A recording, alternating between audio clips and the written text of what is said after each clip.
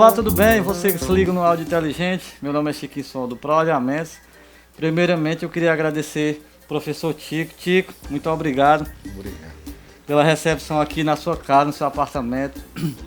Eu, sinceramente, estou muito feliz. Eu acho que a minha maior felicidade é estar aqui hoje, de lado, de uma das principais referências no som automotivo. Tico, muito obrigado. Eu me sinto lisonjeado, né? Bom De demais. ter sido escolhido, né? Eu como costumo sempre falar, né? Eu sou apenas um pesquisador. Eu acho que a vida é um eterno aprendizado, né? E um eterno aprendizado. A gente é vivendo e aprendendo. Eu, particularmente, não sei nem 5% do que eu queria saber. Estou todos os dias aprendendo. Esse deve ser o legado, tipo, porque quando a gente pensa que sabe de alguma coisa, a gente para no tempo. E se a gente para, vem a modernidade, vem a era digital, vem tudo e passa por cima da gente. E quando a gente está sempre em busca de aprendizado, nós estamos sempre crescendo. Renovar é preciso. Renovar é preciso. É isso aí mesmo, é sempre estudando, é sempre aprendendo. Aprendendo às vezes com as pessoas mais simples, exemplo no dia a dia, né? É o cotidiano, né? É você aprendendo todo dia, você vai aprendendo um pouquinho, todo dia, vai aprendendo com os professores, com os estudos, com os ensinamentos, e a gente vai desenvolvendo, né? É isso aí, show. E Tico, tudo que eu ia fazer eu tinha você como minha referência, até hoje tenho. Você é o pai do som automotivo. E eu aqui estou para lhe agradecer a grande contribuição que você deu para o cenário do som automotivo. Você, como o professor Euclides, o Robson também é um cara extraordinário também. Fábio Som, isso aí é um cara que conseguiu também conquistar o Brasil, teve com você também por longos períodos. Cara, eu lhe agradeço demais por isso. Eu acho que quem está assistindo o vídeo também agradece demais isso, porque você conseguiu realmente fazer com que o som automotivo aqui, especificamente em Fortaleza, se tornar a referência e a capital do som automotivo. Muito obrigado, isso aqui é de coração, e aos telespectadores que também estão assistindo isso aí. Eu agradeço a sua colocação, né? Sua posição de me chamar de pai do som automotivo, mas apenas eu contribuí. Nós cearenses, nós somos favorecidos pelo litoral, né? Pelo grande litoral. Então, havia aquela necessidade de a gente ligar um som numa praia, em eventos, né?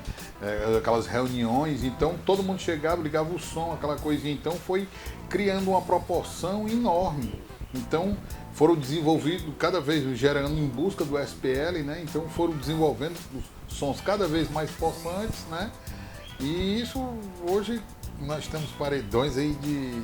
Rapaz, nem se fala. Alguns milhares de watts, né? Sem dúvida. Tico, e quando é que começou, Tico, essa paixão aí, se apaixonar por algo e realmente ter a força de conseguir milhares de seguidores no Brasil inteiro? Ou, se não dizer, milhões de seguidores no som automotivo no Brasil inteiro. Como é que iniciou essa brincadeira, né?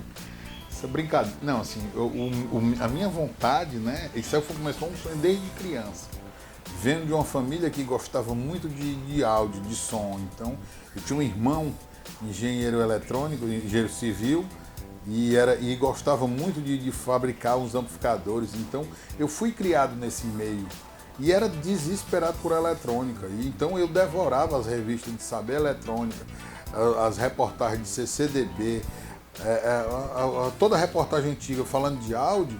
Eu estava por dentro, esquemário elétrico, eu adorava aquilo ali. Trabalhei em outros ramos, mas sempre era voltado para som de carro, som de amigos e tudo. Então, chegou um dia uma oportunidade de comprar uma pequena eletrônica, e a prioridade era conserto. Mas só que comecei a consertar som de carro, e começou a aparecer umas pequenas montagens. E em pouco tempo, eu já estava totalmente envolvido. Envolvido. E comecei a me especializar em alguns tipos de toca-fita, que eram os toca-fita Bosch, os Bosch, que eram servo-assistido. Então, eu gostava muito de eletrônica. Depois fiquei especialista de magazine, tanto consertava como também eu comecei a montar, né? Foi Aí também. comecei a colocar instaladores e aí foi um pulo. Aí foi ligeiro. Aí foi Na época se usava um tampão, né? Que era só aquela madeirinha com os alto-falantes na parte colocados, de trás. né? E o bafo era infinito. Aí logo mais eu comecei a modificar. Comecei a botar as unhas do lado de fora. Aí comecei a usar caixa acústica mesmo e tudo. É. Então daqui a pouco eu comecei a projetar mesmo. Aí já começou o negócio ficar melhor, né? a fazer um negócio já diferente. Aí uns falantes em 2 de 2, 2 tweets, 2 Era cornetas. 2 de 12, 2 Twitter. Não, nem corneta no começo, era só 2 de 12. Só 2 de 2 Twitter. É. Na época o Selene 12 GP8. Rapaz, E as ideias da caixa, como é que surgiram? Aí. Para chegar no sistema de porta-mala, até chegar nos dias de hoje, como é que surgiu essas ideias? E qual ano mais ou menos assim? Isso era na faixa de 80, 90 e... Não, comecei em 88, né? 88. Então eu usava só tampão. Mas a partir de 92, aí eu comecei já a fazer caixa acústicas. 92. E eu comecei a criar ferramentas para desenvolver. Na época eu usava um parafuso, uma rosca sem fim, com uma enorme caixa. E eu ia Diminuindo até chegar Aí na também sintonia usava que... um gerador de áudio, um farol de milha ligado em série na saída do amplificador para olhar a curva de impedância, né? Então, aí comecei a já projetar pequenas caixas, né? E o sistema de porta-mala, que hoje tem muito uso, como é que iniciou esses primeiros aí, até chegar nos dias de hoje? Pois bem, aí os sons começaram a ficar enormes, né? Então, o espaço da bagagem, né? Foi deixado de lado e começou a aparecer as caixas, né? E fechar o porta-mala. Aí começou a já fechar o porta-mala. Isso em meados de 2003, 2002, por aí 2001, não sei, não lembro bem. Mas aí começou a tomar forma, né? Fechar o porta-mala e tudo. Aí, então começou a evoluir. Aí Já estava evoluindo já. já evoluindo. Aí depois usávamos crossovers passivos, né? Depois passamos para usar crossovers ativos, né? Eu acho que em 2003, 2004, por aí eu comecei a usar processadores, né? Você já nessa época já, Tico? Já usando já processadores, né? Lembro bastante dos primeiros processadores, né, instalados. E começou a dar uma atenção maior aos alinhamentos, né? Aí já tinha que ter um microfone, usando RTA e tudo, era... Caralho. Quer dizer, Tico, que a princípio de tudo, já foi estrategicamente tudo já sendo aprimorado. Desde daquelas épocas até os dias de hoje. Mas, Chico, em específico assim, o primeiro sistema de porta-mala que você fez, tu tem lembrança sobre ele? Bom, veja bem, não nasceu um porta-mala assim, foi criando, foi antigamente a gente usava, era tudo em tampão, era tudo bafo infinito, então eram colocadas madeiras e fechava o porta-mala, então era uma câmara única, uma câmara única numa base no tampão, e o cara ainda podia levantar e colocar a bagagem embaixo do porta-mala, né? Foi com que o pessoal procurando mais ainda e com a potência, né, dos amplificadores. Aí nós fomos obrigados a usar caixas, né? E a bagagem ficou em segundo plano. Se suprir na necessidade. Quem não gostava era as esposas, né? E a namorada, mas foram deixados em segundo plano. Aí começou a vir a era das caixas. Aí queriam uma caixa com desempenho cada vez maiores e não tinha esse espaço todo, porque a briga de um porta-mala é justamente isso, é você não ter espaço, né? Então você tem que usar de muito criatividade para poder você fazer uma coisa que toque bem com um pequeno espaço, né? Ou seja, a caixa de grave, reproduzir aquilo que se busca, que cada um tem seu gosto, particularmente, né? Mais um grave firme, um grave tem um subgrave, como você até mesmo estava falando. Essa questão de sintonia de caixa, aí nós aqui na região Nordeste, como a gente já escutava já 80, 90% de forró, aí o que eu busquei? Eu busquei fazer uma caixa que favorecesse a nossa região, né? Ou seja, ao nosso forró, entendeu? Pedal. Então eu fiz uma caixa que desse um pico alto em 70 Hz, 50 Hz eu, Euclides, né, começamos a trocávamos umas ideias, então a gente chegou a esse ponto, né?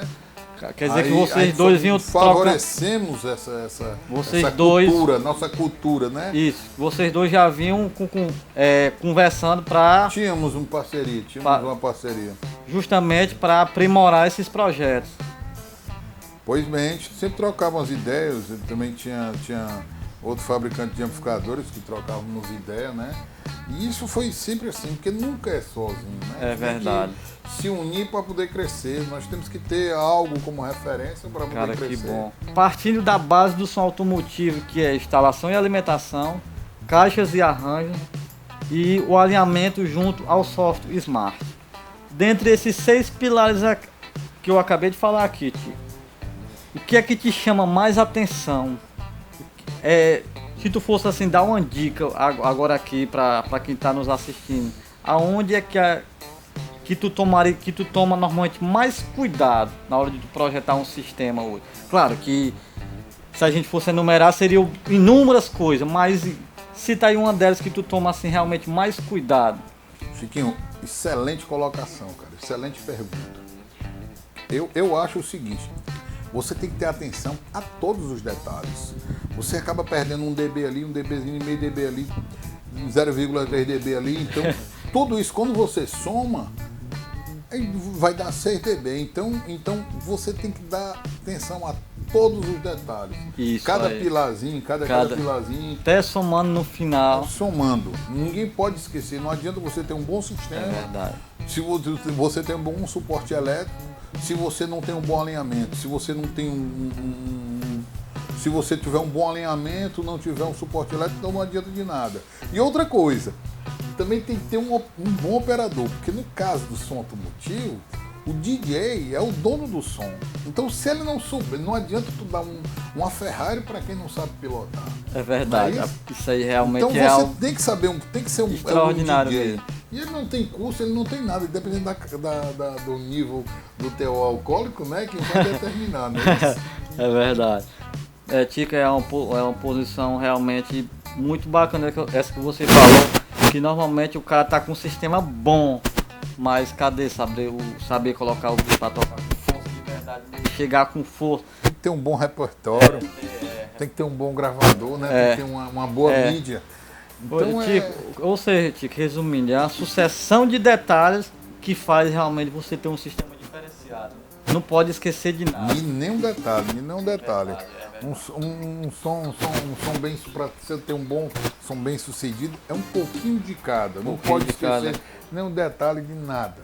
Ô Tico, um assunto bem interessante, Tico, que eu venho observando nessas minhas viagens aí pelo Brasil, você também vem vivenciando isso demais no seu dia a dia, que são as grandes proibições no cenário do som automotivo, a ponto de às vezes a gente se perguntar para onde está indo o futuro do som automotivo, né? E você, como referência, acredito ter uma ideia muito interessante para a gente partilhar aqui e com certeza dar uma ideia para a gente alavancar esse mercado. O que é que você acha, Tico, com relação a essas proibições? Quem é o principal culpado e onde a gente pode melhorar e buscar solução para isso aí? Nós estamos aqui tomando aqui uma geladinha, aqui ó, a escolzinha, e acontece uma coisa, né, Tico? Interessante, né? Depois o teu alcoólico, né? O cara chega com um paredão. Aí você pergunta assim, rapaz, o que falta, né? O que falta às vezes é bom senso. Infelizmente falta bom senso de alguns usuários, né? É verdade. Começa daí, né? E eu sou contra isso. Mas assim, nesse nosso meio, que é muito discriminado, bom senso é a base de tudo, eu acho, né? Porque nosso hobby é muito discriminado também, né? Às vezes nem há abuso, nem nada, mas a maneira que chegam, que tratam, né? A exigência, né? O exagero também, de parte das autoridades, né? Eu acho que às vezes também há um exagero, né? Que às vezes não estão nem ligados e eles querem aprender só porque viram, né?